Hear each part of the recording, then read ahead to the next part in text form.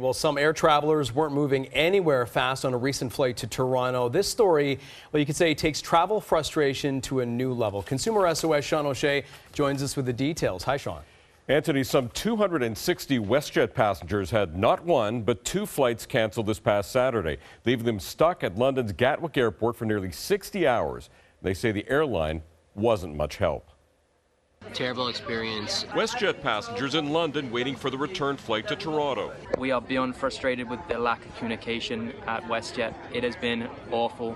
One after another sending their stories to Global News as they waited 60 hours at Gatwick Airport when WestJet flight WS4 couldn't fly because of mechanical problems. When an aircraft breaks down, it is the airline's responsibility and they should be upset about it. 264 in all who say WestJet gave them the runaround. It's been one of the worst experiences of my life in travel. WestJet has a long history of misleading passengers. Some got meal vouchers, not others. Some people were sent to a hotel with a hotel voucher, got to the hotel, found out they had sent them to the wrong hotel. A series of gaslighting, being told one thing and then having them do another. Under European Union rules, passengers should have been put on other airlines to get home. WestJet was required to rebook passengers on flights of other airlines. British Airways, Air Canada, Lufthansa, whatever way they can find to get passengers back to Toronto, they were supposed to do that. They haven't done so. WestJet told us the service provided to our guests was clearly not up to the WestJet standards to which we aspire. We are committed to a full review of the situation. Finally, Monday, they're on their way. Yeah, this sucked.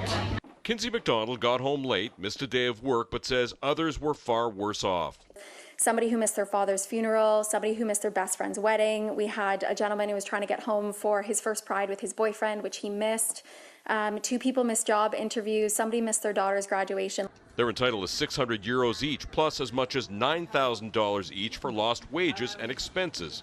Our rough calculation, just initial calculation, estimates that this may be $600,000–700,000 if all passengers act together and enforce their rights.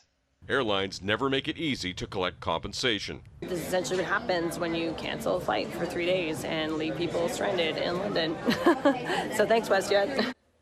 The fact is, most flyers forego fighting for compensation. People want to get on with their lives. They either don't try or they give up. Airlines count on your complacency. Now, many of those WestJet passengers now know their rights. They banded together to share knowledge and they're owed money. When an airline is wrong, it is in your interest to know those rules and do what you can to collect. More on how to do that, it's on my Twitter feed, Consumer SOS. And hopefully if there's enough of those type of things, actions, then maybe we'll see some change eventually. Thank you.